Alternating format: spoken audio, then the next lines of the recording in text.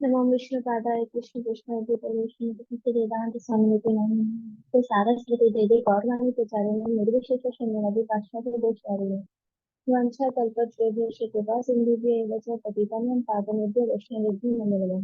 हे कृष्ण करुणा सिन्धु निबंधु च तत्पते गोपेश गोपिका कांता राधा कांता नमस्ते तप्त कांचन गौरांगी श्री राधे वृंदावनेश्वरी विश्वदानुसुते देवी प्रणमामि हरि। कृष्ण कृष्ण चैतन्य प्रभु नित्यानंद श्री अद्वैत गदाधर श्रीवासादि गौर भक्तवृंद। हरे कृष्ण कृष्ण कृष्ण हरे हरे, हरे राम राम राम हरे हरे। भगवत गीता की जय, श्री प्रभुपाद की जय। हरे कृष्ण। ओके, तो आज हम लोग स्टार्ट करने वाले हैं। एक मिनट, एक मिनट। प्रिया माता जी, आपका वीडियो बंद कर दीजिए ना। आप रिकॉर्ड आप पे पिन हो रहा है, मैंने खुद को पिन किया है फिर भी। आपका वीडियो बंद कर दीजिए।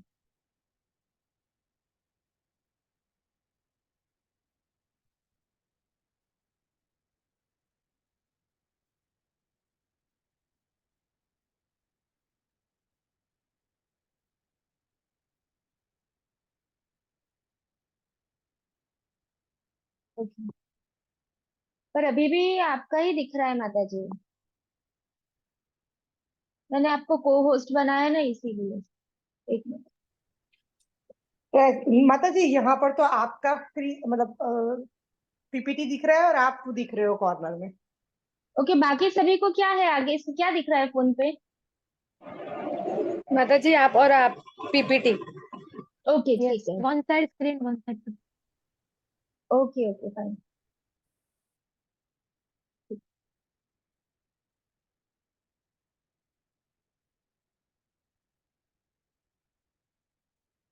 तो आज हम लोग स्टार्ट करने वाले हैं श्लोका नंबर 12 से। जहां तक होगा उतना कवर करेंगे। 19 श्लोका तक तो हो जाएगा, उसके बाद भी आज हम लोग देख लेंगे। तो एक बार एक रिकैप ले लेते हैं कि अभी तक 12 श्लोका तक भगवत गीता के पहले अध्याय में क्या क्या हुआ है। तो सबसे पहले भगवत गीता स्टार्ट होती है श्लोका नंबर 1 से, जहाँ पे धृतराष्ट्र प्रश्न करते हैं। किसको पूछ रहे हैं? संजय को। धृतराष्ट्र संजय को पूछ रहे हैं कि युद्ध में कुरुक्षेत्र की जो धर्म भूमि है वहां पे मेरे पुत्र और पांडव के पुत्रों ने जाके क्या किया। तो पहले ही श्लोका से ये पता चल जाता है कि धृतराष्ट्र की जो मेंटालिटी है वो कैसी है।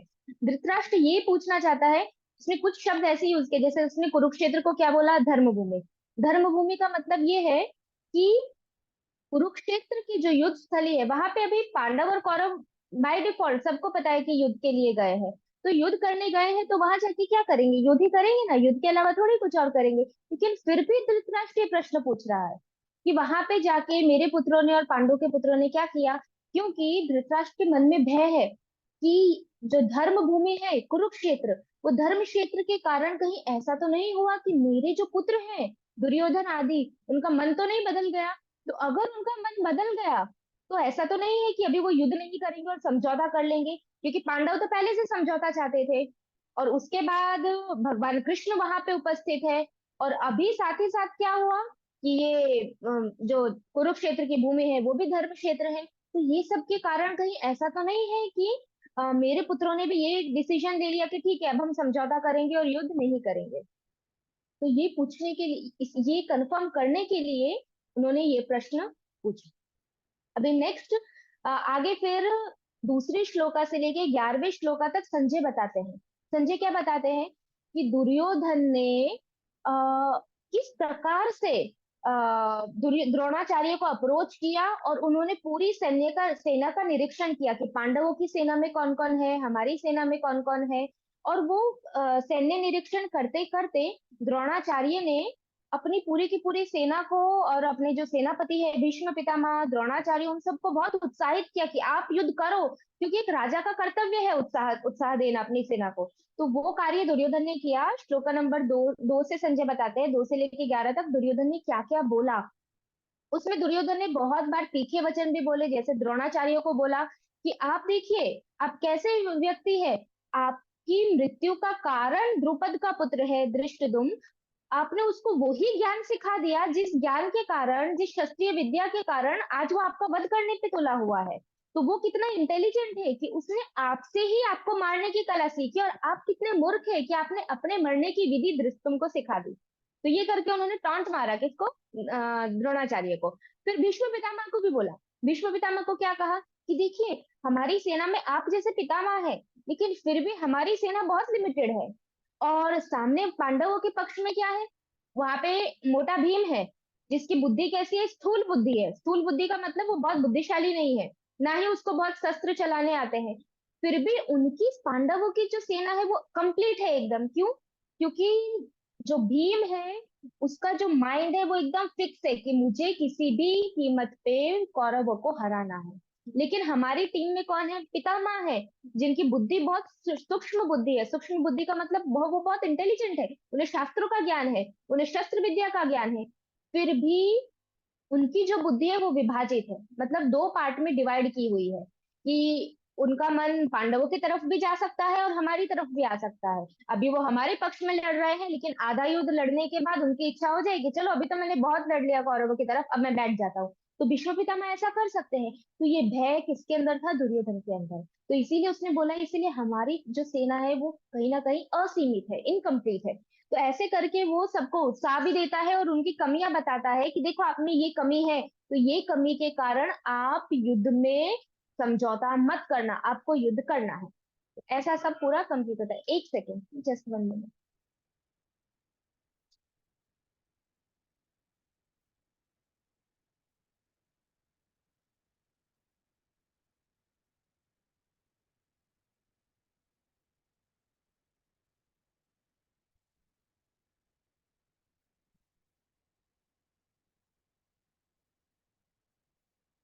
तो अभी 12 जो श्लोका है, 12 श्लोका में, 12 से 19 श्लोका में अब आगे का वर्णन आता है।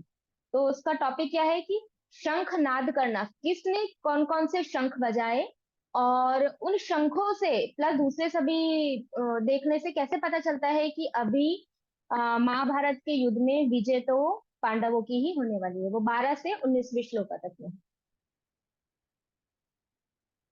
उसके बाद श्लोका नंबर 12, तस्य संजनयन हर्षम कुरु वृद्धः पितामह सिंहनादम विनदयोश्चे शंख दध्मि प्रतापवान। तो यहाँ पे क्या बोल रहे हैं, तब कुरुवंश के वयोवृद्ध परम प्रतापी एवं वृद्ध पितामह ने सिंह गर्जना सी की सी ध्वनि वाले अपने शंख को उच्च स्वर से बजाया, जिससे दुर्योधन को हर्ष हुआ।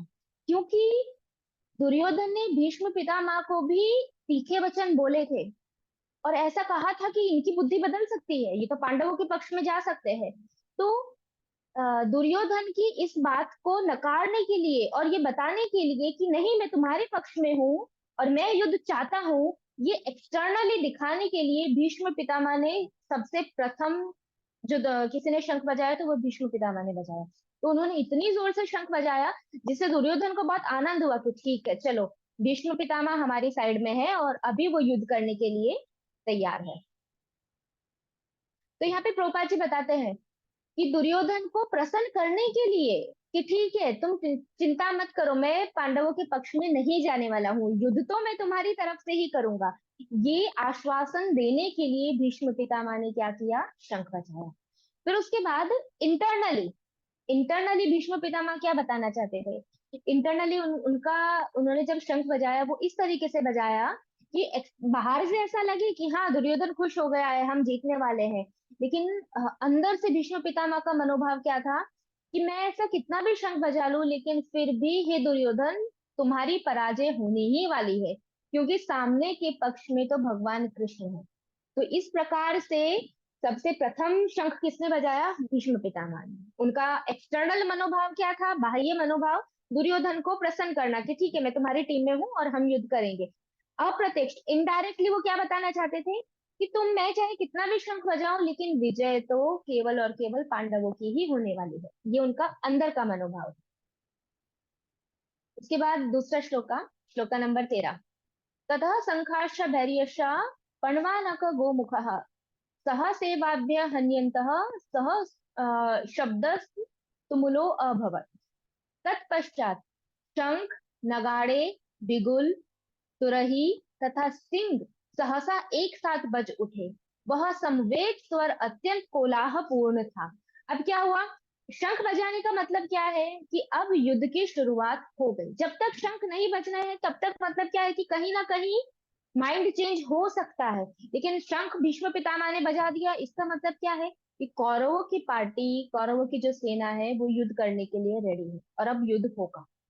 अब उसके बाद क्या हुआ? एक बार शंख बज गया तो उसके बाद दूसरी सारे बाकी के जो शंख है, नगाड़े, फिर जो भी युद्ध युद्ध की शुरुआत के लिए जो भी बजाया जाता है वो सारे के सारे सब बजना स्टार्ट हो गए। उसके बाद श्लोका नंबर 14। ततः श्वे ततः श्वेतेर हर्येर्युक्ते महति स्यनंदने स्थितो माधवः पांडवाश्चैव दिव्यो शंखो प्रदद्मतुः। दूसरी ओर से श्वेत घोड़ों द्वारा खींचे जाने वाले विशाल रथ पर आसीन कृष्ण तथा अर्जुन ने अपने अपने दिव्य शंख बजाए। अब यहाँ पे एक वर्ड बहुत इंपॉर्टेंट है,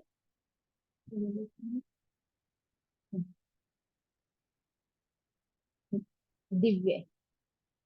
तो यहाँ पे क्या बोला है कि पहले भीष्म पितामह ने बजा दिया, फिर बाकी के सारे जो बाजे वाजे जो भी बजना था, बाकी के शंख और वो सब बज गया। उसके बाद अब पांडवों की सेना में किसने शुरुआत की? पांडवों की सेना में शुरुआत की भगवान श्री कृष्ण और अर्जुन ने।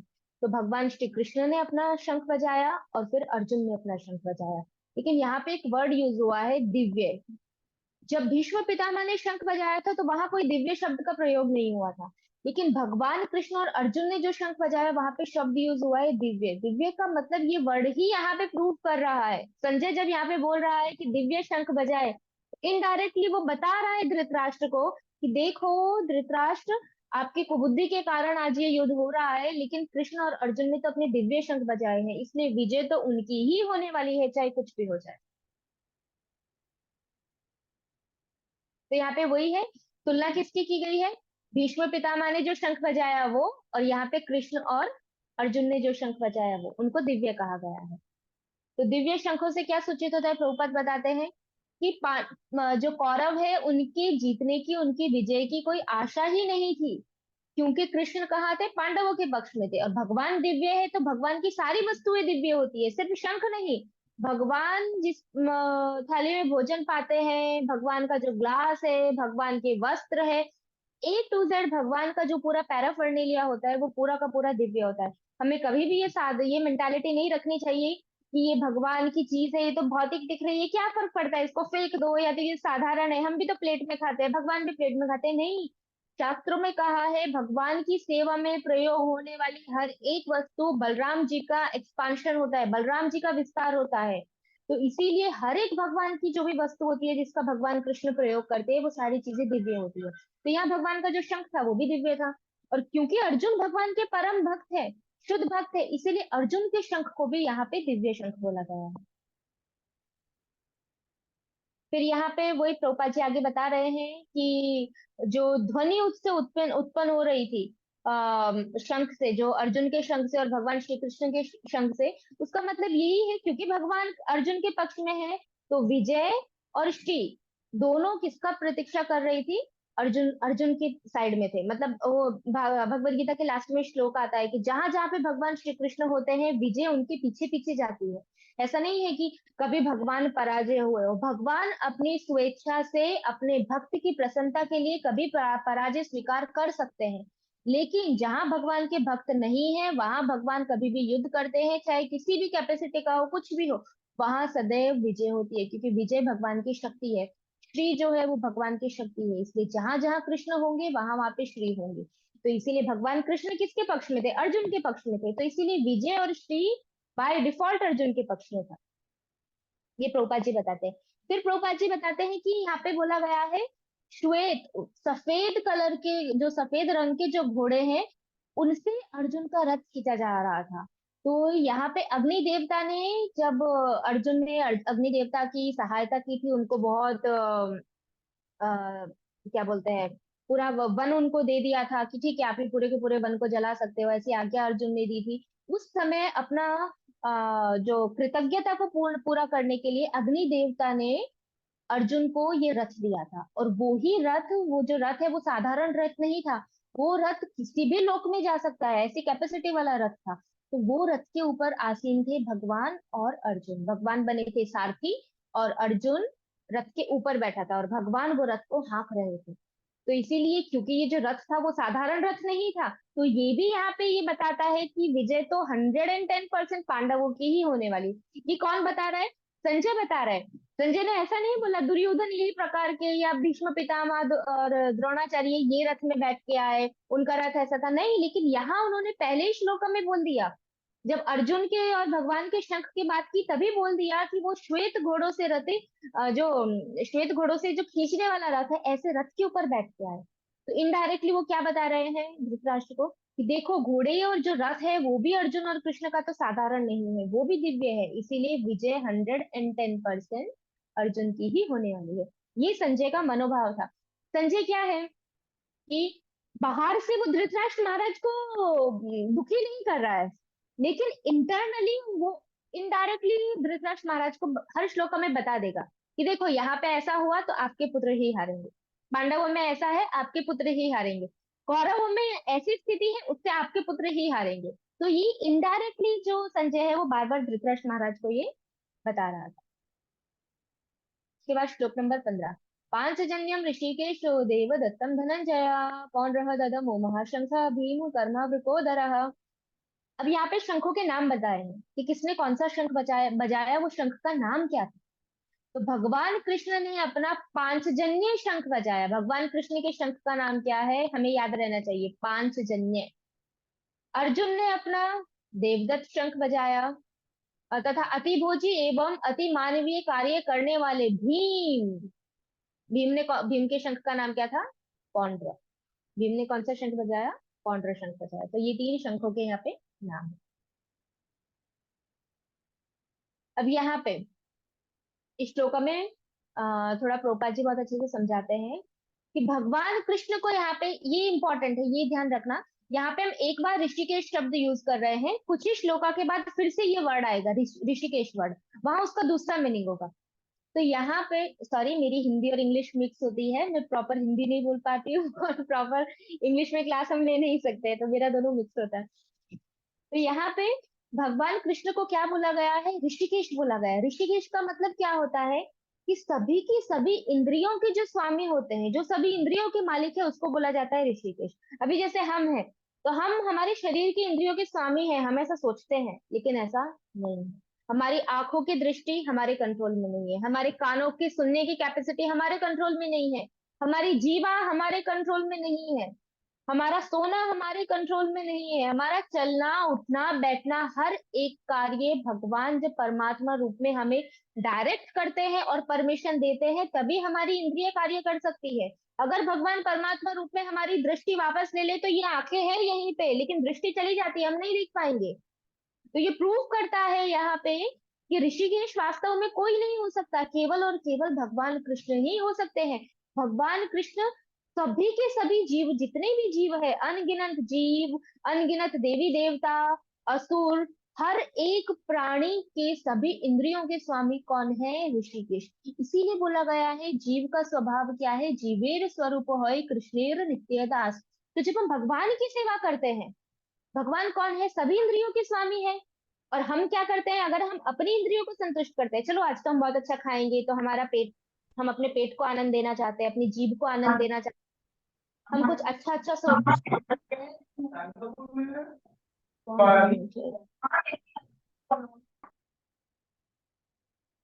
फिर हम कभी कभी कुछ अच्छा सुंदर देखना चाहते हैं, कभी हम ना चलो मूवी देख के आते हैं, ये मूवी बहुत अच्छी है, क्यों? 3 घंटे की मूवी में आंखों को आनंद मिलेगा। तो ये सब में क्या है, हम अपनी अपनी इंद्रियों को आनंद देने की कोशिश कर रहे हैं। लेकिन जब हम यही कार्य भगवान के लिए करते हैं, ठीक है मूवी नहीं देखना, चलो मंदिर जाते हैं, भगवान के दर्शन करके आते हैं, ठीक है, चलो फेस्टिवल है, भगवान का अभिषेक देख के आते हैं, वृंदावन के दर्शन करने जाते हैं, मायापुर के दर्शन करने जाते हैं, तो हम इन्हीं आंखों को भगवान के लिए लगाते हैं। तो देख हम भगवान को रहे हैं, लेकिन हमारी जो सारी इच्छाएं होती है इंद्रियों को संतुष्ट करने वाली, वो ऑटोमेटिकली सेटिस्फाई हो जाती है। क्यों? क्योंकि ये सारे सेंसेस के स्वामी कौन है? भगवान कृष्ण है। तो यहाँ पे जो ऋषिकेश शब्द यूज हुआ है वो इसीलिए यूज हुआ है कि भगवान ही समस्त इंद्रियों के स्वामी है, और हर एक जीव के हृदय में भगवान है, और हर एक जीव की इंद्रियों को भी रियल में कंट्रोल भगवान ही कर रहे हैं। और इसमें एक लाइन बहुत इंपॉर्टेंट बोली है जो लास्ट में, वो शायद मोबाइल में जो लोग देख रहे हैं उनको नहीं दिखेगा। यहाँ लास्ट में एक लाइन लिखी है, विशुद्ध भक्त की इंद्रियों का तो प्रत्यक्ष निर्देशन करते हैं। मतलब जो भगवान के शुद्ध भक्त है, शुद्ध भक्त को तो भगवान पर्सनली आके गाइड करते हैं, तुम ये करो ये करो ये करो। भगवान पर्सनली उनको बोलते हैं तुम्हें ये करना है, ये खाना है, ये सुनना है, तुम यहाँ जाओ, तुम ये करो, तुम ये करो। सारे कार्य हम इंद्रियों से करते हैं, तो उनकी तो इंद्रियों को पर्सनली कंट्रोल करने वाले और पर्सनली उनको गाइड करने वाले भगवान। और जो लोग भगवान के भक्त नहीं है, उनको भी गाइड तो भगवान ही करते हैं। अगर वो लोग गलत इच्छा करते हैं कि मुझे चोरी करनी है, चोरी करनी है, चोरी करनी है, भगवान ने शास्त्र दिए हैं, why are not reading Bhagavad Gita, why are not taking association of devotees. आप भक्तों का संग नहीं कर रहे हैं, आप गीता रीड नहीं कर रहे हैं, आप शास्त्र नहीं पढ़ रहे, तो इसमें किसकी गलती है? हमारी गलती है, क्योंकि हम नहीं कर रहे हैं। तो अब इसमें भगवान को ब्लेम नहीं कर सकते। तो अगर एक जीव इच्छा करता है कि ये सारी चीजें होते हुए भी अगर उसको गलत कार्य करने हैं, तो भगवान सैंक्शन करते हैं, okay go and do it, करो और फिर उसका फल भोगो, फिर पछताओ, फिर तुमको रिएक्शन मिलेगा, जब तुमको पनिशमेंट मिलेगा तब तुमको रियलाइज होगा कि तुमने गलत किया है। जब तुम बार बार बार बार बार बार रिएक्शन भोगोगे, परेशान होगे, तब तुम भक्तों के पास जाओगे और तब तुमको भक्त बताएंगे कि क्या करना चाहिए और क्या नहीं करना चाहिए। तो इस तरीके से इनडायरेक्टली भी क्या करते हैं भगवान, हर एक जीव की भी इंद्रियों को भगवान ही कंट्रोल करते हैं। इसलिए उनको यहाँ ऋषिकेश बोला है। फिर अर्जुन, अर्जुन के लिए श्लोका में क्या शब्द यूज हुआ है? धनंजय। धनंजय इसलिए बोला है कि जब युधिष्ठिर महाराज को यज्ञ करना था, तो यज्ञ करने में क्या होता है कि बहुत सारी धन की आवश्यकता होती है। तो ऐसा धन उस टाइम युधिष्ठिर महाराज के पास इतना धन नहीं था। तो वो धन लाने के लिए उन्होंने सहायता ली थी अर्जुन की। तो तब अर्जुन धन एकत्रित करने के लिए गया था, और वहां पर्वत पे से बहुत सारा सोना और वो सब जितनी आवश्यकता थी, तो अर्जुन वहां से लेके आया था। इसीलिए अर्जुन को बोला गया है धनंजय। फिर भीम, भीम के लिए शब्द यूज हुआ है वृकोदर। वृकोदर उनको इसलिए बोला है क्योंकि वो बहुत खाते थे।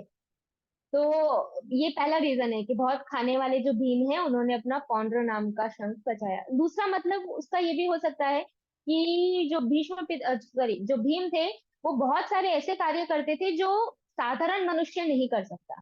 जैसे हिडिंबासुर, हिडिंबा से विवाह करने से पहले उन्होंने हिडिंबासुर को मारा था, तो उनका वध करना, वो असुर था, वो असुर को साधारण मानव जो है वो वध नहीं कर सकता। तो इसीलिए उनके लिए यहाँ पे त्रिपोदर शब्द यूज हुआ है। फिर लास्ट में प्रभुपाद लिखते हैं कि विपक्ष में ऐसा कुछ भी नहीं था। ना तो वहां पे देखो, ना वहां पे अर्जुन जैसा था, ना वहां पे कोई भीम जैसा था, ना वहां पे दिव्य शंख थे, ना वहां पे ऐसा कोई रथ था, कुछ भी नहीं था। और सबसे इंपॉर्टेंट, वहां पे कृष्ण नहीं थे जो सबकी इंद्रियों, अब भगवान सबकी इंद्रियों को कंट्रोल करते हैं और भगवान अर्जुन के पक्ष में है, तो भगवान अपनी इच्छा से सारे कौरवों को जो चाहे वो कर सकते हैं, क्योंकि उनकी इंद्रियों के स्वामी भी भगवान है। तो इसीलिए ये श्लोका से क्या निश्चित होता है कि जो सामने वाली सेना है उसमें कुछ भी ऐसी चीज नहीं थी, ना वहां पे भाग्य की देवी थी, ना वहां पे भगवान कृष्ण थे, इसलिए ना वहां पे विजय थी। तो इससे फाइनली कंक्लूजन क्या निकलता है कि विजय तो पांडवों की ही होने वाली है। उसके बाद ये श्लोका के डायरेक्ट इसका अनुवाद ले लेते हैं। शंखों के नाम ही है यहाँ पे। हे राजन, कुंती पुत्र राजा युधिष्ठिर ने अपना अनंत विजय नामक शंख बजाया, तथा नकुल और सहदेव ने सुघोष एवं मणिपुष्पक शंख बजाए। महान धनुर्धर काशीराज, परम योद्धा शिखंडी, धृष्टद्युम्न, विराट, अजय, सात्यकी, द्रुपद, द्रौपदी के पुत्र तथा सुभद्रा के महाबाहु पुत्र आदि सबों ने अपने अपने शंख बजाए। अब यहाँ पे एक इंपॉर्टेंट चीज है, सभी के शंखों का नाम दिया है, बट यहाँ पे कितने सारे योद्धाओं का नाम दिया है। ये सारे योद्धा जैसे धृष्टद्युम्न है, फिर विराट, सात्यकी, द्रुपद, इन सब के बारे में ऑलरेडी दुर्योधन, द्रोणाचार्य को इनका नाम लेके वर्णन पहले कर चुका है। फिर से ये सभी के नाम यहाँ पे संजय रिपीट कर रहे हैं कि इन सब ने अपने शंख बजाए। वो ऐसा बोल सकते थे सिंपल कि इधर भीम ने, भीष्म पितामह ने अपना शंख बजाया कौरवों में, और बाकी सबने अपने शंख बजाए। उसी प्रकार से यहाँ पांडवों में अर्जुन ने या कृष्ण ने अपना शंख बजाया और बाकी के बाकी सबने अपने शंख बजाए। लेकिन यहाँ पे वो नाम लेके बता रहे हैं कि देखो युधिष्ठिर महाराज ने ये बजाया, अनंत विजय नाम का शंख, नकुल और सहदेव ने ये नाम के शंख बजाए, और फिर नाम लेके बता रहे हैं कि ये अलग अलग बहुत सारे धनुर्धरों ने भी अपने अपने शंख बजाए, लेकिन सामने की टीम में उन्होंने केवल एक का शंख बताया है। भीष्म पितामह ने अपना शंख बजाया, और यहाँ पे इतने सारे तीन तीन श्लोकों में केवल शंखों का वर्णन है। तो तीन नहीं, सॉरी, ज्यादा हो गए, तीन चार श्लोकों में केवल शंखों का वर्णन है। तो ये क्या बताता है कि संजय इनडायरेक्टली धृतराष्ट्र को बताना चाहता था कि देखो, अभी भी मैं आपको बता रहा हूँ, आपकी विजय का कोई लक्षण नहीं है। तो ये सारे लक्षण किसके हैं? पांडवों की विजय के लक्षण हैं। पांडवों की टीम, जो पांडवों की सेना थी, वो कितनी प्रबल थी, वो यहाँ पे संजय बताना चाहते हैं। यहाँ पे ये एक टेबल है, इसमें पूरा सब बताया है, ये सारे नाम। कृष्ण का शंख का नाम पांचजन्य था, अर्जुन के शंख का नाम देवदत्त था, भीम के शंख का नाम पौंड्र था, युधिष्ठिर के शंख का नाम अनंत विजय था, नकुल के शंख का नाम सुघोष था, और सहदेव के शंख का नाम मणिपुष्पक था। तो ये सबके शंख के नाम जो भगवत गीता में बताए हैं, पांचों पांडवों के प्लस भगवान कृष्ण के शंख का नाम।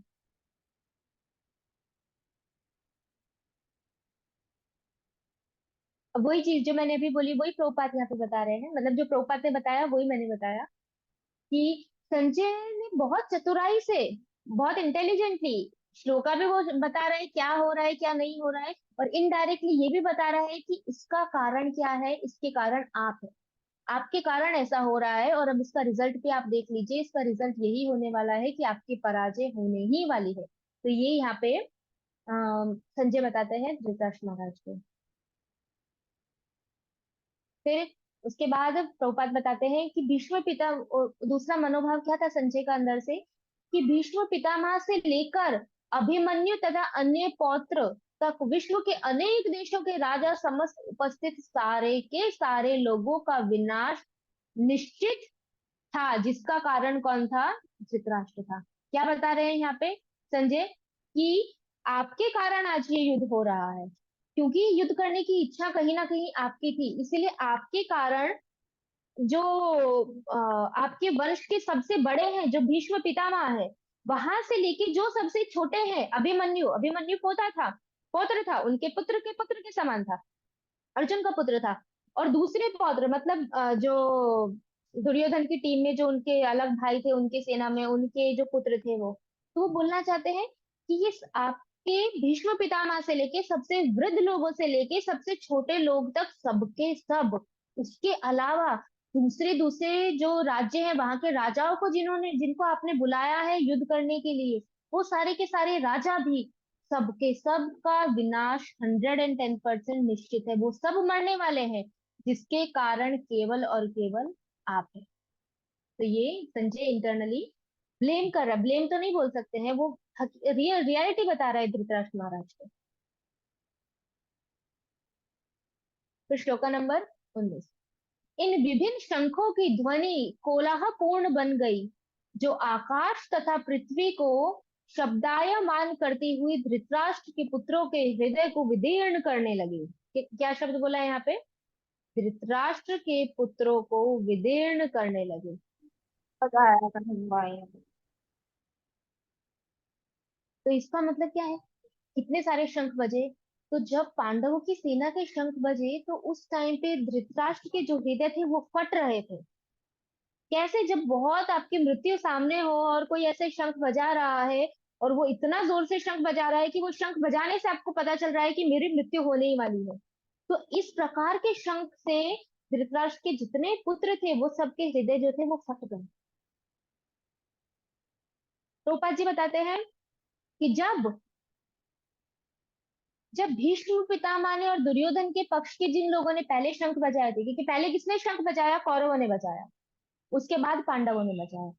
लेकिन जब उन्होंने शंख बजाए थे, तो उस टाइम पे क्या बोला है कि पांडवों के हृदय विदीर्ण नहीं हुए, मतलब पांडवों के हृदय में कोई भी भय नहीं था, उनके हृदय नहीं फटे उस प्रकार से जिस प्रकार के धृतराष्ट्र के पुत्रों को हुआ। तो उसका कारण क्या है? प्रभुपाद बताते हैं कि उसका कारण ये है कि पांडवों के पक्ष में भगवान कृष्ण थे, और क्योंकि भगवान श्री कृष्ण उनके पक्ष में थे, इसलिए उनको कोई भय ही नहीं था। उनको पूर्ण विश्वास था कि भगवान कृष्ण की उपस्थिति के कारण हमारी विजय निश्चित है। लेकिन जो सामने के पक्ष वाले थे कौरव, उनको ये भय था कि ये शंख सुनने के बाद उनके मन में ये भय उत्पन्न हो गया कि हमारी पराजय हो सकती है। इस कारण से उनके हृदय विदीर्ण हुए। फिर भगवत गीता सॉरी श्रीमद् भागवतम के पहले स्कंद के 7वें अध्याय के 7वें श्लोका में ये बोला गया है कि शोक मोह भयापह भक्ति उत्पद्यते पुंसा शोक मोह भयापह। मतलब अगर कोई भगवान कृष्ण की शरण ग्रहण करता है तो उससे किसी भी प्रकार का शोक, किसी भी प्रकार का भय, किसी भी प्रकार का मोह नहीं रह जाता। वो कैसी भी विपत्ति हो, कैसी भी सिचुएशन हो, क्योंकि व्यक्ति को शोक किस बात का होता है? शौक होता है उसको पास्ट का लेके, अरे ऐसा हो गया, अरे ये हो गया, ऐसा हो गया, ये क्यों हुआ, ऐसा नहीं होता तो कितना अच्छा होता। तो वो पास्ट को लेके शोक करता है, प्रेजेंट को लेके उसको मोह होता है, हाँ ये मेरा परिवार है, ये मेरे बच्चे हैं, ये मेरी जॉब है, ये है मेरा घर है, तो उसको आसक्ति होती है। मोह किससे होता है? प्रेजेंट। जो पास्ट में चला गया उससे कोई मोह नहीं है, वो तो गया, उसको लेके वो केवल शोक ही कर सकता है। लेकिन जो अभी उपस्थित है उसको लेके उसको मोह होता है। और जो फ्यूचर में आने वाला है या हम जिसकी आकांक्षा करते हैं कि ये फ्यूचर में आए, उसको लेके हमें क्या होता है? भय। ऐसा होगा क्या? अगर ऐसा नहीं हुआ तो मेरा क्या होगा? मेरा घर बनेगा या नहीं बनेगा? मैं बाहर जा पाऊंगा या नहीं जा पाऊंगा? ये सारी चीजें क्या बताती है? भय, फ्यूचर का भय। तो जब कोई भगवान कृष्ण की शरण ग्रहण करता है तो उसमें क्या बताया? उसमें किसी भी प्रकार की ये तीनों चीजें नहीं रह पाती। ना उसमें शोक रहता है, ना उसमें मोह रहता है, ना उसमें भय रहता है। तो वो पास्ट, प्रेजेंट, फ्यूचर तीनों से मुक्त हो जाता है। तो यहाँ पे यही बताया है, क्योंकि भगवान कृष्ण पांडवों के पक्ष में थे, इसलिए उनके हृदय विदीर्ण नहीं हुए, क्योंकि उनको कोई भय ही नहीं था, क्योंकि भगवान कृष्ण के वो लोग भक्त थे। उसके बाद श्लोका नंबर 20 से 27, ये भी हो जाएगा, जल्दी जल्दी से हो जाएगा। हाँ, इसका नाम क्या है? अर्जुन द्वारा सैन्य निरीक्षण। सबसे पहले सैन्य निरीक्षण किसने किया? दुर्योधन ने किया। और किसको बताया? जाके द्रोणाचार्य को बताया कि देखो देखो सामने की टीम में ये है, वो है, वो है, द्रुपद के पुत्र है, द्रुपद है, शैल्य है, सॉरी शैल्य नहीं, ये क्या बोलते हैं, अभिमन्यु है, द्रौपदी के पुत्र है, सुभद्रा के पुत्र है, ये सारी चीजें उन्होंने बताई। सात्यकी है, और फिर अपनी टीम का बताया कि हमारी टीम में भी कोई कम नहीं है, ये है, ये है करके। तो पहला सैन्य निरीक्षण किसने किया? दुर्योधन ने किया। उसके बाद शंखनाद हुए। अब शंखनाद होने के बाद अब अर्जुन पर्सनली चाहता है कि मैं भी एक बार सारी सेना को देख लूं। तो अब श्लोका नंबर 20 से लेके श्लोका नंबर 27 तक दोनों सेना का ऑब्जर्वेशन कौन करेंगे? अर्जुन करेंगे। तो श्लोका नंबर 20, उसमें बोला है, उस समय हनुमान से अंकित ध्वजा लगे रथ पर आसीन पांडु पुत्र अर्जुन ने अपना धनुष उठाकर तीर चलाने के लिए उद्यत हुआ। अर्जुन, हे राजन, धृतराष्ट्र के पुत्रों को व्यू में खड़ा देखकर अर्जुन ने श्री कृष्ण से ये वचन कहे। बहुत इंपॉर्टेंट है, यहाँ पे दो चीजें हैं। यहाँ पे क्या बोला है श्लोका में? कपि ध्वजा वर्ड श्लोका में यूज हुआ है। तो यहाँ पे उसका अनुवाद में हुआ है कि उनके ध्वजा पे कौन थे? हनुमान जी थे, अर्जुन की ध्वजा पे। ये एक हम लोग समझेंगे। दूसरा हम देखेंगे कि यहाँ पे स्टार्टिंग में अर्जुन ने शंख बजाया, इसका मतलब Arjun is ready to fight. Arjun के मन में भी कोई मोह नहीं है। शंख बजाना मतलब वो रेडी है कि मैं फाइट करूंगा। प्लस यहाँ पे बताया है कि उसने, अर्जुन ने अपना धनुष उठाया और वो रथ पे खड़ा हो गया। अभी तक क्या था? बैठा था। अब वो रथ पे खड़ा हो गया अपना धनुष लेके, और अब वो भगवान श्री कृष्ण को बोल रहा है। मतलब वो तीर चलाने के लिए इतना उद्यत है, मतलब वो रेडी है कि अभी बोलो आप स्टार्ट करना है तो मैं अभी कौरवों के ऊपर हम लोग युद्ध स्टार्ट कर सकते हैं। तो अर्जुन इतना, क्या बोल सकते हैं, ईगर था उस युद्ध करने के लिए। तो ये श्लोका में बताता है कि उसने तुरंत अपना धनुष उठाया और तीर चलाने के लिए वो उद्यत हुआ कि बस ठीक है, अभी वो खड़ा हुआ पहले, और फिर उसने, वो रेडी हो गया ये क्या बोलते हैं, तीर चलाने के लिए। तो ये एक पॉइंट है कि पहले, मोह आने से पहले अर्जुन रेडी था युद्ध करने के लिए, और फिर मोह आने के बाद हम क्या हुआ वो हम आगे देखेंगे। अब यहाँ पे वर्ड है इंपॉर्टेंट, हनुमान। अर्जुन की जो ध्वजा थी उसके ऊपर कौन थे? हनुमान जी थे। तो पहले प्रभुपाद जी का देख लेते हैं, फिर इसके पीछे की दो स्टोरी है वो देखेंगे। प्रभुपाद जी बताते हैं कि अर्जुन की ध्वजा पर हनुमान का चिन्ह भी विजय का सूचक है, क्योंकि जब भगवान राम का और रावण का युद्ध हुआ था तो उस टाइम पे अर्जुन कहा, सॉरी, हनुमान जी किसके पक्ष में थे? भगवान राम के पक्ष में थे। तो जहां भगवान राम है वहां अर्जुन है, और विजय किसकी हुई थी? भगवान राम की हुई थी। सॉरी, जहां भगवान राम है वहां हनुमान जी है, और उस विजय किसकी हुई थी? भगवान राम की हुई थी। उसी प्रकार अभी भी अर्जुन जो है वो और कृष्ण के साथ है, और अर्जुन की ध्वजा के ऊपर हनुमान है। इसका मतलब इस बार भी विजय किसकी होगी? अर्जुन की ही होगी।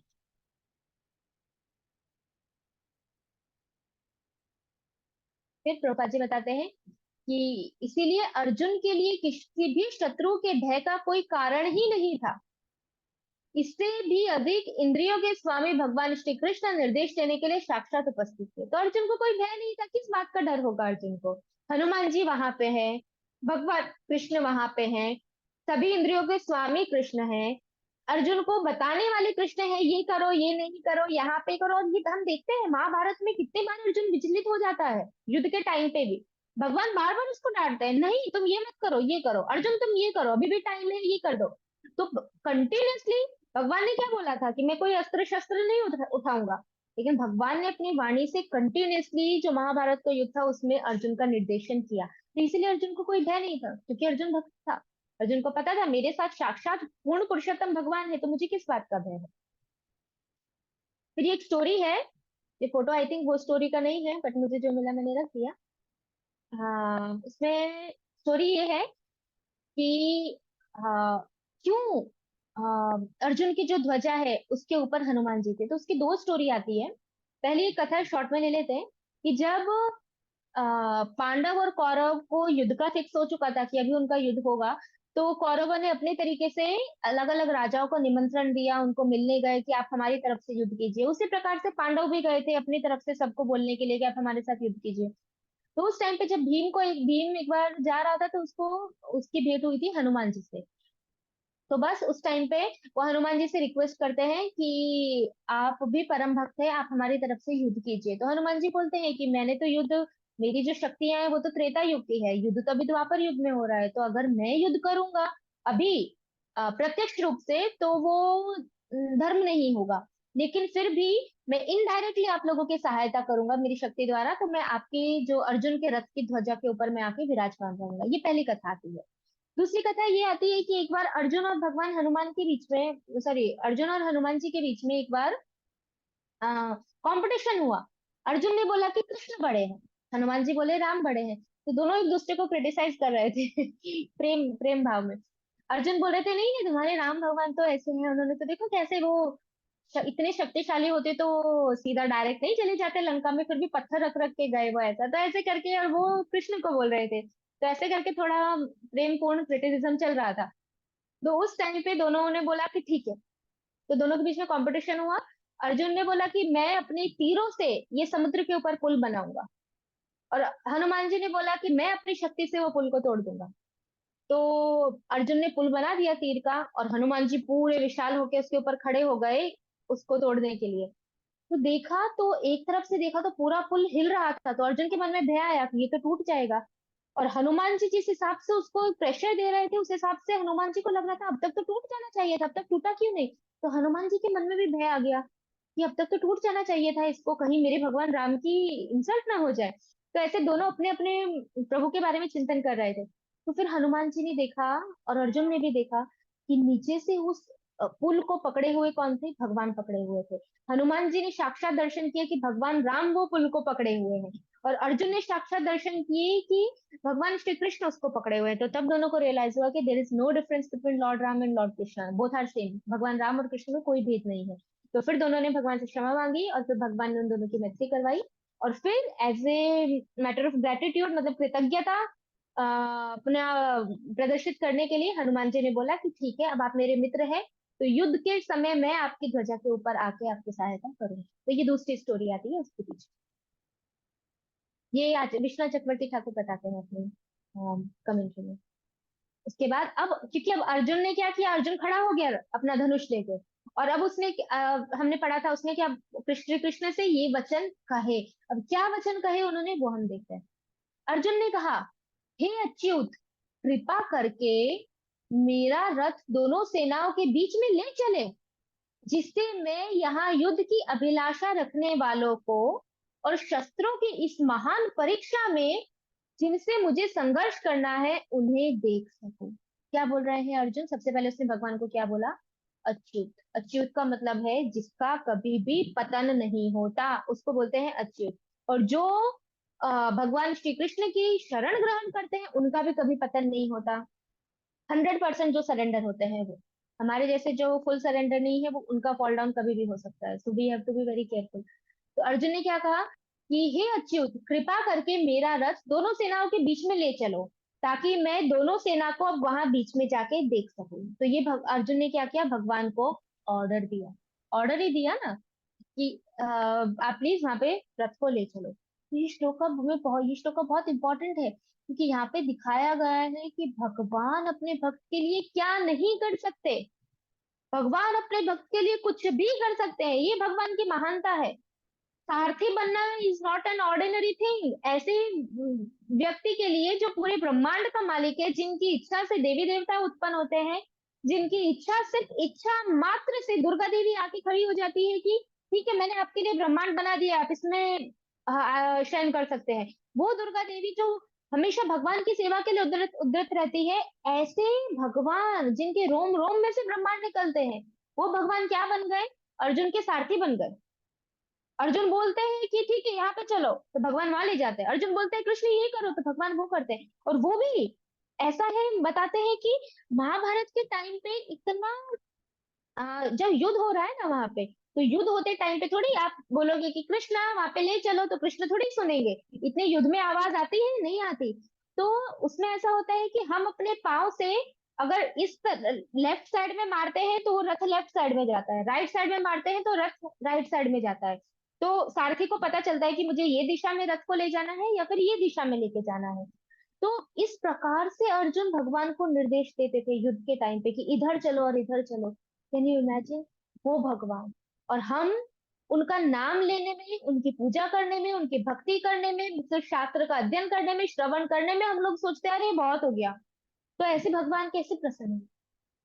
अर्जुन भगवान के लिए सब कुछ कर सकता था, इसीलिए भगवान उसके सारथी बन गए। तो ये श्लोक बहुत इंपॉर्टेंट है, ये हम देखेंगे आगे तो बच्चे क्या बताते हैं। यहाँ पे प्रोपात बोल रहे हैं, यद्यपि श्री कृष्ण श्री भगवान है, किंतु वे अहेतु की कृपावश अपने मित्र की सेवा में लगे हुए थे।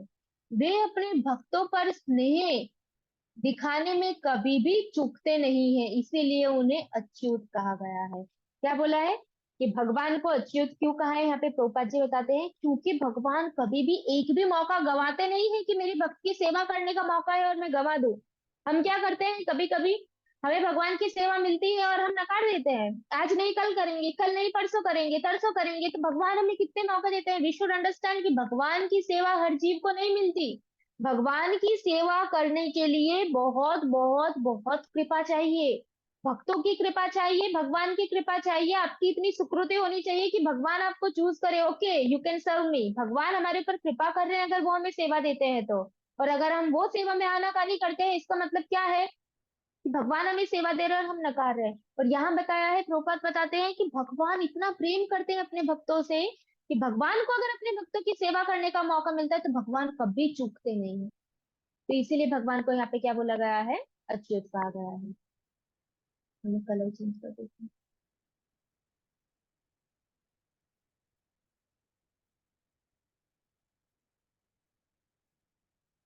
फिर यहाँ पे बताए, यद्यपि उन्होंने अपने भक्त का सारथी पद स्वीकार किया था, किंतु इससे उनकी परम स्थिति अक्षुण्ण बनी रही।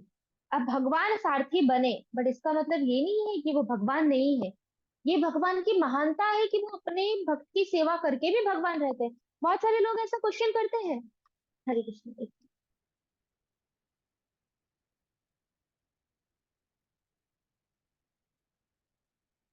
कि भगवान ने तो सो एंड सो देवता की पूजा की, भगवान ने तो इनकी पूजा की, तो वो भगवान कैसे? भगवान अपने भक्तों की सेवा करने पे भी भगवान ही बने रहते हैं। ये ही एक्चुअली मेजर डिफरेंस है मायावाद में और वैष्णविज्म में। मायावाद में भी वो लोग साधना करते हैं भगवान को प्राप्त करने के लिए, भक्ति में भी वो लोग साधना करते हैं भगवान को प्राप्त करने के लिए। मायावाद में वो लोग जाके भगवान में विलीन हो जाना चाहते हैं या भगवान बन जाना चाहते हैं। भक्त क्या करता है, भक्त भक्ति करके भगवान को प्राप्त करता है, वो भी उस स्तर पे चला जाता है कि एक तरीके से देखा जाए तो भगवान अपने भक्त के अधीन भी हो जाते हैं, लेकिन फिर भी सेवा का भाव हमेशा रहता है। वो भक्त तो भी हमेशा भक्त ही रहता है, और भगवान अपने भक्त की सेवा करने के बाद भी भगवान ही बने रहते हैं। वो भक्त भगवान नहीं बन जाता। जैसे यशोदा माता, यशोदा माता माता थी भगवान कृष्ण की, लेकिन वो भगवान की सेवा कर रही थी, तो यशोदा माता भगवान नहीं हुई, उनके पुत्र भगवान की तरह आए, तो यशोदा माता भगवान को वात्सल्य भाव में सेवा कर रही है। उसी प्रकार से राधा रानी, राधा रानी भगवान की परम भक्त है, राधा रानी माधुर्य भाव में भगवान की सेवा कर रही है।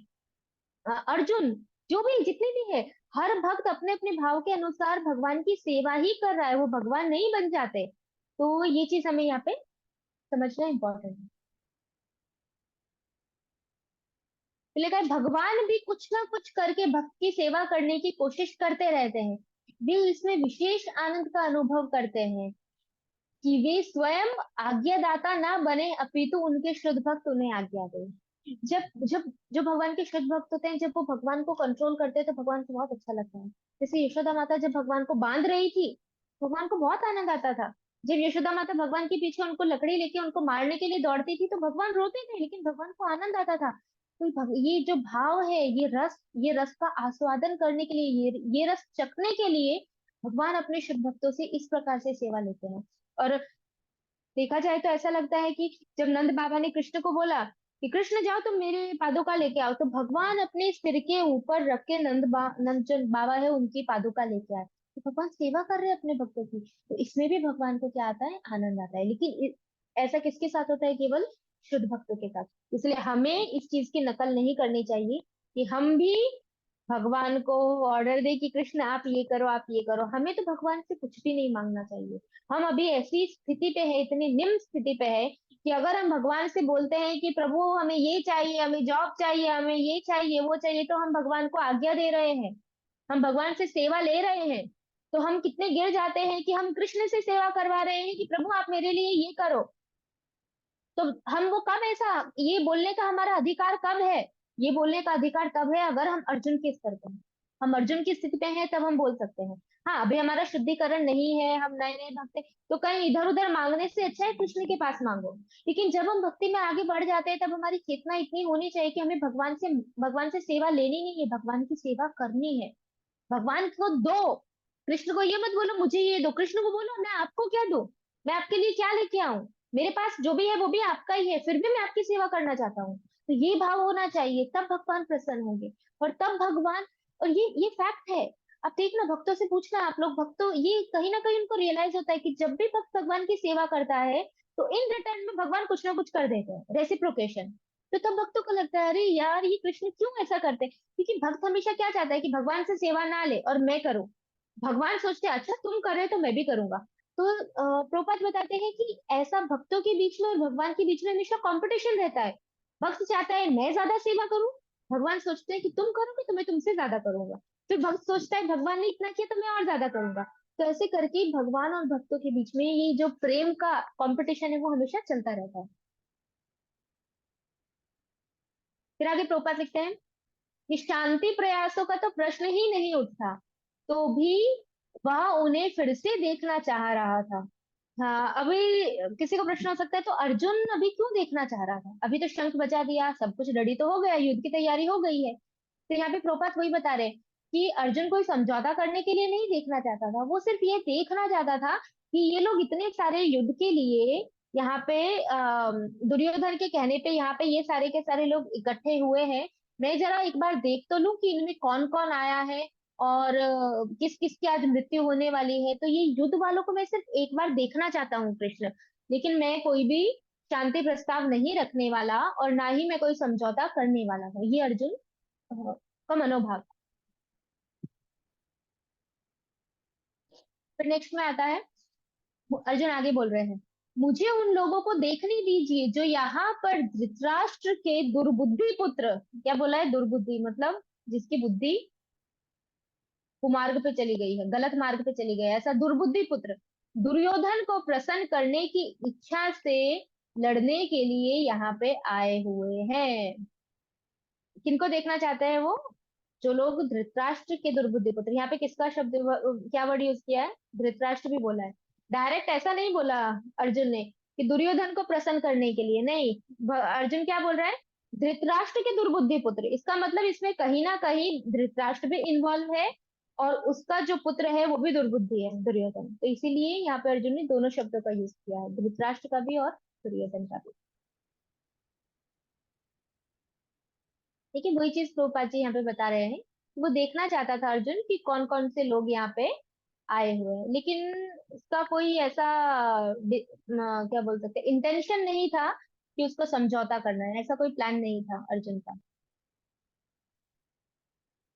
फिर प्रभुपाद आगे बताते हैं कि ये भी मतलब सही है कि वो ये देखना चाहता था कि सामने वाली टीम में कौन कौन है, उनकी कितनी शक्ति है, उनकी कितनी सेना है, क्योंकि कौरवों की सेना पांडवों की सेना से अधिक थी। तो कितनी सेना उनके पास है, उनके पास कौन कौन से अस्त्र और शस्त्र है, किस प्रकार से हमें युद्ध करना है, ये सारी की सारी चीजें एक बार युद्ध करने से पहले वो एक बार अपनी आंखों से ये सब चीजें देख लेना चाहता।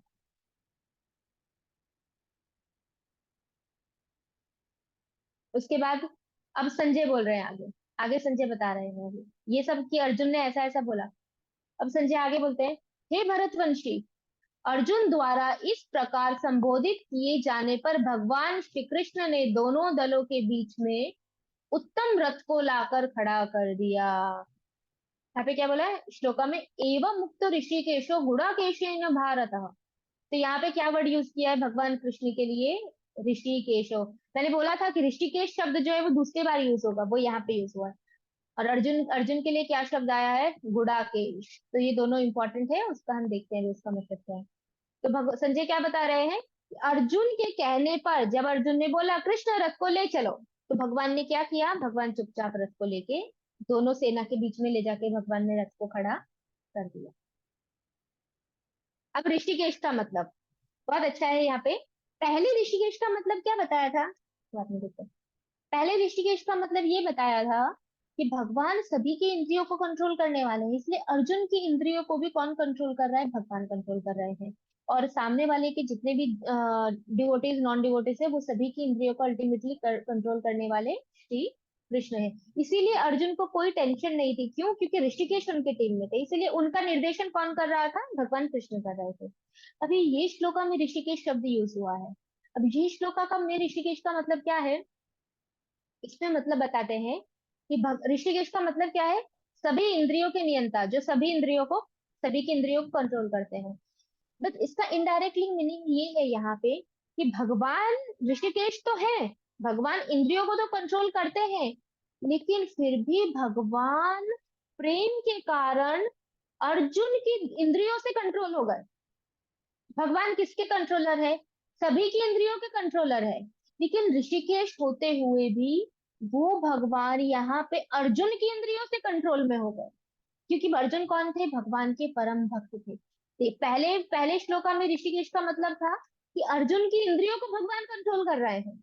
यहाँ पे ऋषिकेश का मतलब क्या है कि भगवान अर्जुन की इंद्रियों द्वारा कंट्रोल हो गए। यहाँ पे क्या लिखा है, वागेंद्रिय, अर्जुन ने बोला से भगवान को, आप मेरा रथ वहां पे ले चलो, और भगवान तुरंत रथ को लेके चले गए।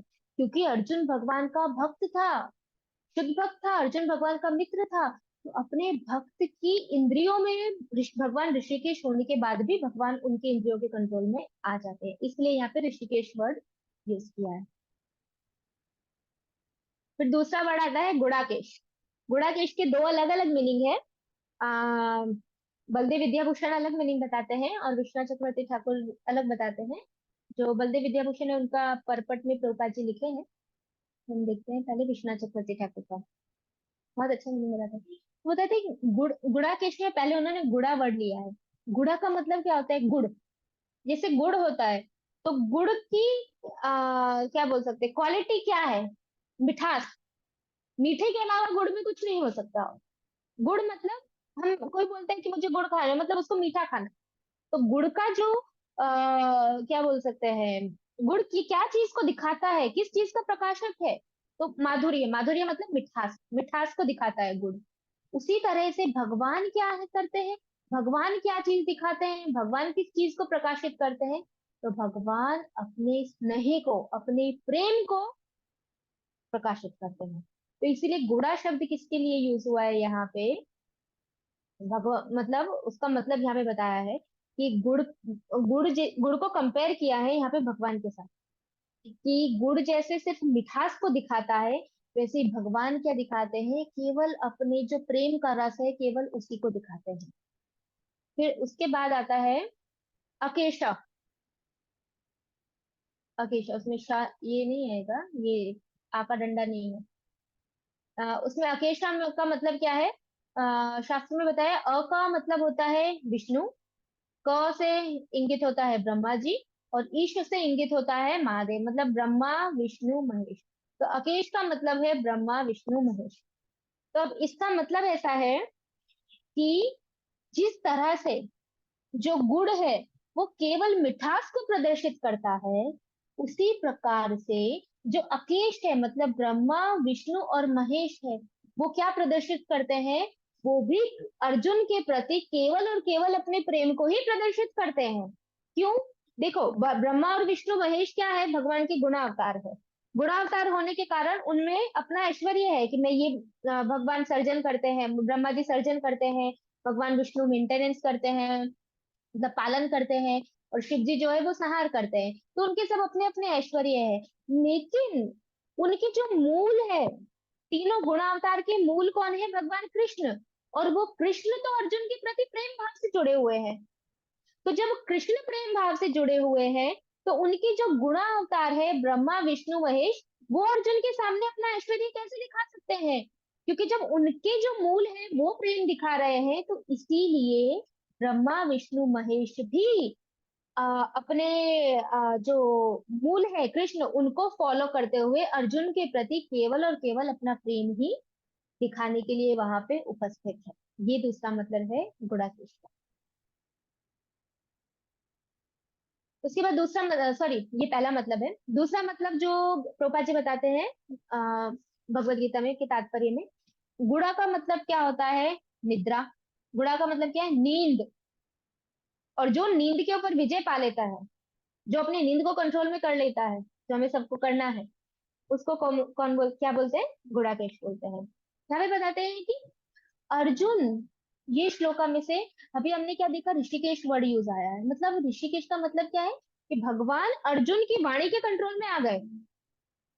तो जब भगवान अर्जुन की वाणी के कंट्रोल में आ रहे हैं, तो वो अर्जुन का स्तर क्या होगा? कि जो अर्जुन समस्त इंद्रियों के स्वामी को कंट्रोल कर रहे हैं, तो वो अर्जुन क्या भगवान की एक बहिरंगा शक्ति, माया शक्ति के एक क्या बोल सकते हैं, माया शक्ति का एक पासा है, या माया शक्ति का एक स्वरूप है निद्रा। उसका एक अंग है निद्रा, नींद आना माया शक्ति है ना, अविद्या के कारण निद्रा आती है, तमोगुण है। तो वो माया शक्ति का एक अंग निद्रा को क्या अर्जुन कंट्रोल नहीं कर सकता? जब वो अर्जुन समस्त इंद्रियों के स्वामी भगवान कृष्ण को कंट्रोल कर रहा है, और वो जो कृष्ण है वो कृष्ण की एक निम्न सबसे जो लोएस्ट एनर्जी है माया शक्ति, वो माया शक्ति का भी एक अंग है निद्रा। तो क्या अर्जुन वो निद्रा को कंट्रोल नहीं कर सकता? कर सकता है। इसीलिए यहाँ पे शब्द यूज किया है गुडाकेश। अर्जुन को बोला गया है गुडाकेश। मतलब इसमें क्या आश्चर्य की बात क्या है? जब वो कृष्ण को कंट्रोल कर रहा है, तो कृष्ण की शक्ति के अंडर में जो आता है उसको कंट्रोल करना अर्जुन के लिए छोटी चीज है। इसमें कोई आश्चर्य की बात नहीं है। फिर यहाँ प्रभुपाद बताते हैं, बस दो श्लोक रह गए, कि नींद का अर्थ अज्ञान भी है। क्योंकि ज्यादा सोता कौन है? जो तमोगुण में है।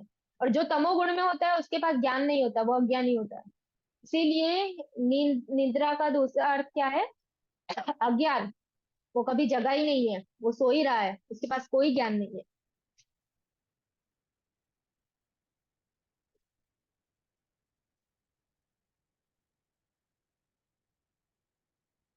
तो प्रभात बताते हैं कि अर्जुन ने श्री कृष्ण की मित्रता के कारण नींद तथा अज्ञान दोनों पर विजय प्राप्त कर ली थी। क्योंकि निद्रा भी माया है, और अज्ञान भी माया है, और भगवान श्री कृष्ण अर्जुन के मित्र है, इसीलिए स्वाभाविक है कि अर्जुन अज्ञान और निद्रा दोनों के परे था। फिर यहाँ अर्जुन का भगवान प्रभुपाद जी ने ग्लोरिफिकेशन किया है कि अर्जुन चलते फिरते सोते सदैव अर्जुन के हृदय में केवल और केवल कृष्ण ही रहते थे। जब जो भगवान के शुद्ध भक्त होते हैं उनका यही है। जैसे प्रभुपाद जी को हम देख सकते हैं, प्रभुपाद जी सोते टाइम उठते टाइम स्नान करते खाते पीते always 24 hours Krishna conscious Prabhupada ji. तो जो शुद्ध भक्त होता है वो कभी भी भगवान के चिंतन से मुक्त नहीं हो सकता कि अरे आज तो मैंने 2 घंटे भगवान का भजन किया या 4 घंटे या 10 घंटे किया, अब 2 घंटे तो मुझे अपने लिए चाहिए ना। 2 घंटे अब मैं भगवान के बारे में कुछ नहीं सोचूंगा, 2 घंटे में कुछ नहीं करूंगा, 2 घंटे अब मैं अपने लिए। तो ये भक्त नहीं होते। भक्त कौन होते हैं कि अगर उनको 1 सेकंड भी भगवान का विस्मरण हो जाता है तो वो चिंतित हो जाते हैं कि 1 सेकंड मैंने वेस्ट कर दिया, कृष्ण का चिंतन चला गया। वो भक्त होते हैं। तो यहाँ पे प्रोपा जी बता रहे हैं जो शुद्ध भक्त होते हैं वो सदैव भगवान के चिंतन में लगे रहते हैं। और क्योंकि भगवान का चिंतन करना और भगवान का साक्षात उपस्थित होना दोनों में कोई डिफरेंस नहीं है। ये बहुत प्रैक्टिकल है। अगर हम सोचते हैं अरे हम भगवान का संग नहीं कर पा रहे हैं, हम तो भगवान को कैसे देखेंगे, यार you are chanting holy name, हम भगवान कृष्ण का नाम जप तो कर रहे हैं ना, दैट इज साक्षात कृष्ण। तो आप भगवान का संग कर रहे हो, आप भगवान के बारे में सोच रहे हो, जब भी नहीं कर रहे हो, अभी बैठे हो आराम से और सिर्फ सोच रहे हो गिरधारी कितनी सुंदर है, आज राधा रानी कितने सुंदर लग रहे हैं, हम सिर्फ सोच रहे हैं। बट ये चिंतन करना और साक्षात भगवान के साथ में उपस्थित रहने में कोई भेद नहीं है, आप भगवान का संग ही कर रहे हो। तो जब आप कांस्टेंट भगवान के संग में हो, चाहे मानसिक रूप से ही क्यों ना हो, तो नींद और अज्ञान आपको प्रॉब्लम क्रिएट नहीं कर सकते। ये प्रभुपाद जी बताते हैं। प्रभुपाद बोलते हैं इसी को समाधि बोलते हैं। खाली सो जाना समाधि नहीं होता है कि सो गए और 4 महीने 6 महीने 10 महीने के बाद उठे, हाँ मैं समाधि में से उठा हूँ, ये समाधि नहीं है। समाधि का मतलब क्या होता है रियल में, 24 hours you should be Krishna conscious, that is समाधि। उसके बाद श्लोक नंबर 25 फिर यहाँ पे बताया है भीष्म द्रोण प्रमुखतः सर्वेषां च महिषिताम् उवाचः पार्थ पश्यतान् समवेतान् कुरुनिति। भीष्म द्रोण तथा विश्व भर के अन्य समस्त राजाओं के सामने भगवान ने कहा कि हे पार्थ, यहाँ एकत्रित सारे कुरुओं को देखो। सबसे पहले भगवान ले गए और फिर भगवान अर्जुन को बता रहे हैं कि चलो रथ ले जाके खड़ा कर दिया, और फिर भगवान खुद ही बोले कि अर्जुन, अर्जुन को क्या बोला है, पार्थ। पार्थ का मतलब क्या है, पृथा का पुत्र। पृथा कौन है, कुंती महारानी। तो अर्जुन को क्या बोल रहे हैं कि हे कुंती के पुत्र पृथा, पृथा के पुत्र पार्थ। तो उनको बता रहे हैं कि सबके सामने बोला भगवान ने, सामने भीष्म पितामह है, द्रोणाचार्य है, इतने सारे अनेक राजा है, और वो सबके सामने भगवान ने क्या बोला, हे पार्थ ये सब कुरुओं को देखो। ऐसा करके भगवान अर्जुन को बोल रहे हैं। तो यहाँ वही चीज प्रभुपाद बता रहे हैं कि पृथा शब्द बोला है अर्जुन को। तो भगवान बता रहे हैं कि मैं, तुम पृथा के पुत्र हो, तुम कुंती महारानी के पुत्र हो, इस संबंध में तुम मेरे मित्र हो और मेरे सखा जैसे हो, इसीलिए मैंने तुम्हारा सारथी बनना स्वीकार किया है। फिर नेक्स्ट, अर्जुन ने वहां पर दोनों पक्षों की सेनाओं के मध्य में अपने चाचा ताऊओं पितामह गुरुओं मामाओं भाइयों पुत्रों पौत्रों मित्रों ससुरों और शुभ चिंतकों को देखा। सामने की टीम में बहुत सारे लोग थे ना, जो आ, चाचा ताऊ पितामह, उनके गुरु थे द्रोणाचार्य मामा, ये सब सब लोग कौरवों के पक्ष में थे। पौत्र पुत्र मित्र सब। तो ये सबको देखने, देख अर्जुन, भगवान ने कहा इन सबको देखो, तो अर्जुन ने उन सबको देखा। आज का लास्ट श्लोक, जब कुंती पुत्र अर्जुन ने मित्रों तथा संबंधियों की इन विभिन्न श्रेणियों को देखा तो वह करुणा से अभिभूत हो गया और इस प्रकार बोला। अभी तो कुछ नहीं था अभी तक अर्जुन रेडी था युद्ध करने के लिए, पहले ही खड़ा हो गया, शंख बजा, उसके बाद ही वो धनुष लेकर रेडी था कि बस मैं अभी युद्ध करूंगा, एकदम रेडी। फिर उसको ऐसा हुआ कि चलो मैं लड़ने से पहले एक बार देख लेता हूँ कि कौरव में ये दुर्योधन की दुर्बुद्धि के कारण आज मरने के लिए कौन कौन से लोग आए हैं। तो ये देखने के लिए वो सेना के बीच में ले गया, और भगवान ने बोला देखो ये सारे गुरु तुम्हारे सामने खड़े हैं, उनको देख लो। तो तब अर्जुन ने देखा अरे ये तो मेरे गुरु है, यहाँ पे ये भीष्म पितामह है, मेरे भाई है, मेरे भाइयों के पुत्र है तो उनके पौत्र के समान हुए। अ, उनके पुत्र के पुत्र, सॉरी, उनके भाइयों के पुत्र के पुत्र। तो ऐसे करके उन्होंने देखा कि इतने सारे, ये तो सब मेरे रिलेटिव ही खड़े हैं सामने की टीम में। तो ये सब देखने के बाद अब अर्जुन का जो हृदय था उसमें क्या आ गई? करुणा, दया भाव आ गया अर्जुन में। और फिर अर्जुन अब इस प्रकार से बोला। अब अर्जुन आगे बोलेगा। तो इसमें ओके, अब हम लोग नेक्स्ट क्लास में लेंगे, ये कवर कर लेंगे कि श्लोका नंबर 28 से लेके 46, तो फिर ये चैप्टर 1 कंप्लीट हो जाएगा कि अर्जुन के युद्ध ना करने के कारण। इस श्लोक में क्या बोला है कि अर्जुन ने देखा और अर्जुन करुणा से, अर्जुन के हृदय में करुणा आ गई। अब यहाँ पे इस श्लोका में 27 श्लोका में भगवान कि योग माया ने कार्य किया। अभी तक अर्जुन युद्ध करना चाहता था, 27 श्लोका में अर्जुन के हृदय में जो करुणा आई वो भगवान की इच्छा से आई। तो भगवान ले गए उसको कि ठीक है अब देखो, और भगवान की इच्छा से अर्जुन के हृदय में करुणा आ गई।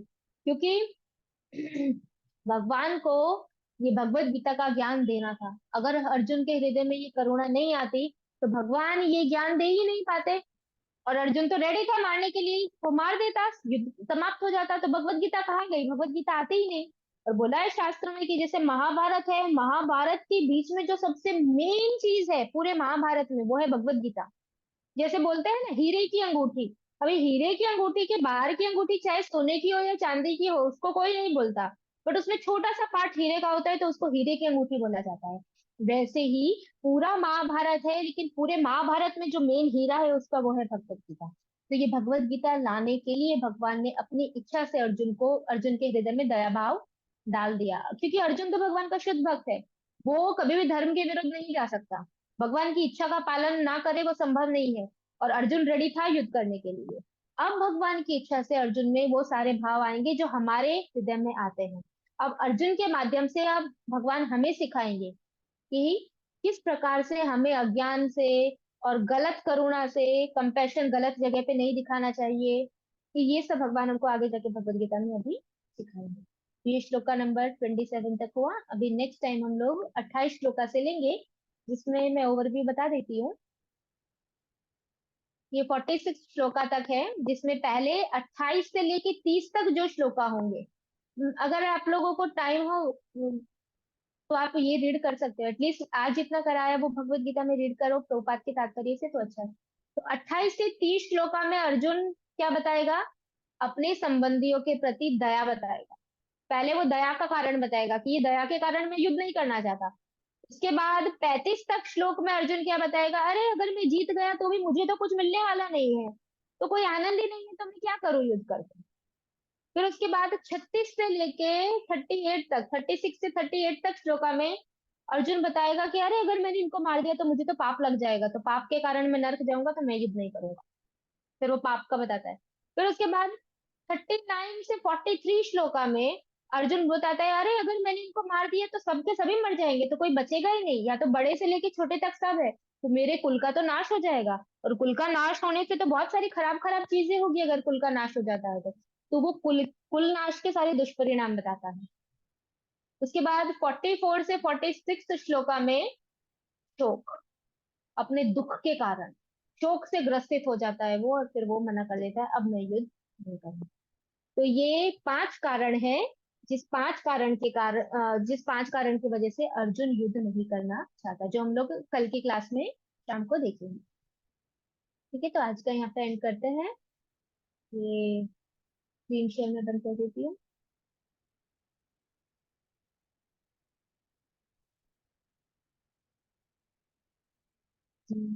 और